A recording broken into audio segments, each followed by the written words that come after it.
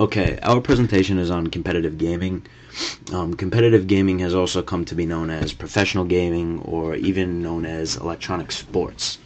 Now, I'm not sure if I actually agree with that label of sports personally, but many people do recognize it by this title, so I thought I'd share that. Now, obviously, video games are pretty popular these days. There are games really, for everyone. Whatever your interests are, whatever you like, there's a game for you. And with anything that's so popular, there's sure to be an interesting and detailed history that comes along with it. That is indeed the case with competitive gaming. Although groups of friends held their own competitions and contests, on their own privately, there was still an organized aspect of this whole thing missing. This changed in 1980. 1980 saw the first official gaming competition. The event was sponsored by Atari. Naturally, it would feature one of Atari's games, which was Space Invaders in this case. Now, Space Invaders, for those of you who don't know, is a great game that's considered to be a classic. It's not as exciting and in-depth as, all these crazy games that we have today, but it's fun in its own way. Anyone who hasn't tried it, you should definitely check it out. People in 1980 obviously didn't know any better, if you want to say, so they regarded this game as a top-notch game by the standards that they were comfortable with in 1980. Over 10,000 people reportedly showed up to observe and to participate in this Space Invaders competition, so it was definitely extremely successful. Now, with the success of that first competition, it didn't take long before others tried to tap into this new and exciting market of organized gaming. Even in the early stages of gaming, as well as competitive gaming, there was a guy, Walter Day. He was somewhat of a visionary in this field in that he saw what many others failed to see. He knew that video games would be extremely relevant in years to come, and he wanted to get involved with it. He believed that, like sports, video games could be played on a professional level, and he wanted players to assume the position of sort of virtual athletes, I guess you could say, and he saw, the idea of large audiences attending these events and, very similar to the way people go to football games and baseball games. So with this mindset, they pitched his idea to ABC, and they eventually agreed to air the first video game invitational on the series That's Incredible in 1983. The show That's Incredible, it features, different talent acts and, what's new, and they interview the people and all that stuff in front of a live audience. Now, to build on to the success that he saw with the TV show, they founded Twin Galaxies that same year. And Twin Galaxies is actually an organization that's still in business today, and it keeps track of video game high scores, game records, tournament results, and, all things of that nature. After forming Twin Galaxies, they created the United States National Video Game Team in 1983 as well. 1983 was a very busy year for Day and for the world of competitive gaming, obviously. The original team members were Ben Gold, who actually won first place in the That's Incredible TV show. You could see that video on YouTube. We couldn't include it in this presentation because it would just take up too much time, but it's definitely an interesting video. So the team was comprised of Ben Gold, Steve Harris, Jay Kim, Tim McVeigh, and Bill Mitchell, with Walter Day serving as the team captain.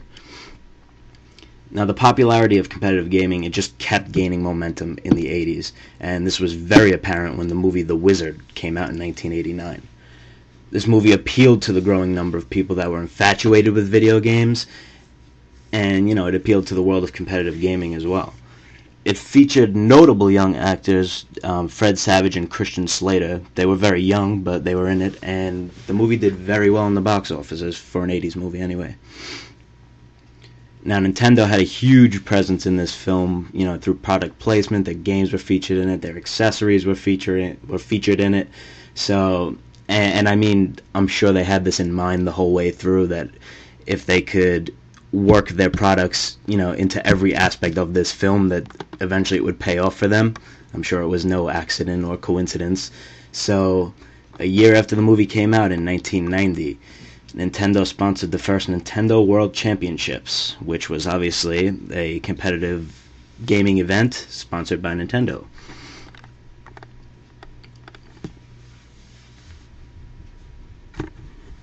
Now, Nintendo was, the big player in competitive gaming for much of the 90s, since they were a big player in the world of video games in general throughout the 90s. But, the industry continued to evolve, and Nintendo, I wouldn't say that it lost its relevance, but, the whole scene was just evolving. In 2000, the first World Cyber Games was held in Korea, and also the first annual Electronic Sports World Cup was held in France. Now, the Electronic Sports World Cup was a competition that caters to players from all around the world, and it has them compete in sort of an Olympic-like format where the players actually represented their team. So, you would have like United States versus Japan, or, France versus Germany, stuff like that. So in 2002, MLG was established, and this was a big point in the world of competitive gaming. MLG runs itself in a way that's very similar to professional sports, and this kind of ties into what I mentioned earlier about the whole concept that Walter Day had, that competitive gaming can and should be operated like a sport. And I would think that the founders of MLG had to have Day in mind, and had to have his mindset in mind when they came up with their whole business plan. Now, again, I don't know if I'd actually consider gaming a sport per se, but it is extremely popular in other regions of the world, especially Asia, as popular as, the major sports are here in America. So, with that being said, and if you keep that whole sports-like aspect in mind, if you take a look at the MLG website, which I posted a screenshot of here, when compared with the sites of Major League Baseball and the NHL, the similarities are obvious. I mean, you have your main content feed in the center of the page that scrolls through the latest news and gives you short anecdotes that entice you to click on the main stories. And then there's videos to choose from below that. You have the additional articles in the top right. You can see them there. And, I mean, even the ads are in the same spot on all these sites. So there's definitely a comparison to be made here that they're extremely, extremely similar. It's easy to see, especially when they're side by side like this. So, clearly competitive gaming has changed a lot since its early days in the 80s. Just to give you an idea of how much it's changed, I'd like to read something I found on the MLG website that kind of puts this all into perspective. Now, this is a direct quote. MLG is the dominant media property exclusively targeting tens of millions of consumers worldwide who have a passion for playing video games as a competitive social activity. The company gives aspiring gamers around the world an opportunity to compete, improve their skills, and socialize through a thriving competitive community with more than 750,000 matches each month online and live in-person pro circuit tournaments in cities nationwide. MLB broadcasts all pro circuit play via live streaming online to hundreds of thousands of fans in more than 170 countries. MLG also provides extensive online editorial and video content to more than 8 million unique fans each month. So with that quote, especially since they mentioned so many numbers, it kind of gives you an idea of the popularity, and clearly they've taken competitive gaming to the next level. I mean, organizations like MLG, they also offer huge cash prizes for these competitions, so there's definitely incentive there. Just to give you an idea of some people that have won great money and who have, made a living just playing games competitively.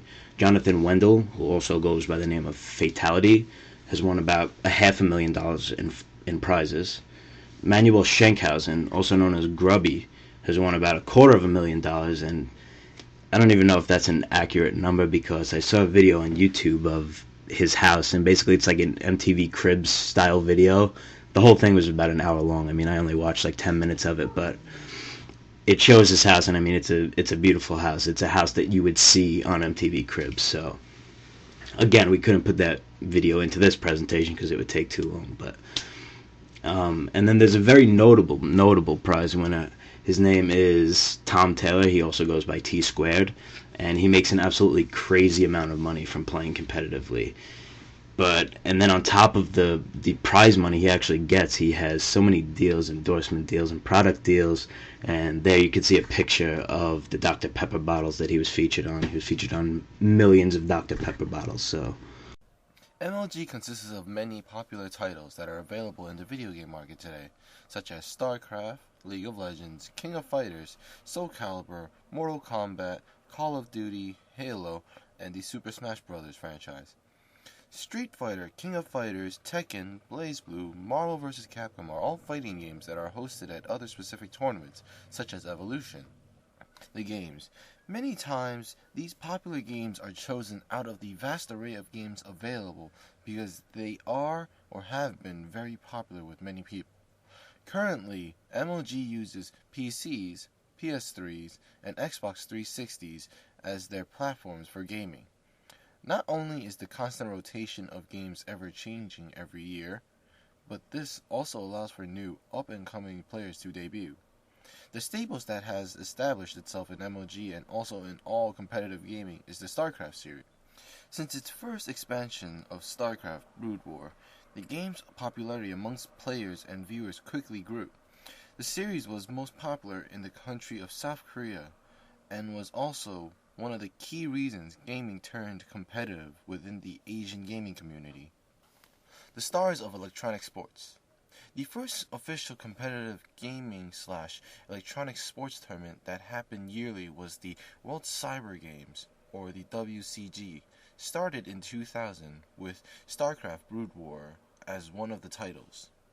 Such players are Boxer, Idra, Naniwa from StarCraft, Daigo, and GamerBee for Street Fighter. Many of these players have spent their time honing their skills at the game, learning to perform moves with relative ease or strategies, depending on what their opponents do. They have all surpassed the 10,000 hours it takes for them to be considered a master of whatever game they are playing. Most who compete in MLG or other tournaments join clans as it allows for them to compete in-house, to hone their skills, to reach and surpass the 10,000 hour mark. The social media aspect. Facebook is used by creating fan pages made for interactions between interests such as polls and surveys, while the interaction with MLG, as well as live updates from tournaments for those who are there, through giveaways, upcoming matches, and those that are not there for the winners by using Twitter. YouTube is also used by posting up videos of past competitions as well as exclusive interviews and other extra features. The continuing expansion. The popularity of MLG in countries like Korea and Japan is comparable to the popularity of sports like football and basketball are here in the United States. Popular events like Comic-Con have incorporated MLG events that bring attention to it to an audience that would be interested. An opportunity like this can aid in the growth of MLG in the United States. With its small and slow growth, Major League Gaming was once an underground thing in the United States and is slowly becoming more and more popular, maybe to the point where it will eventually be recognized as a sport.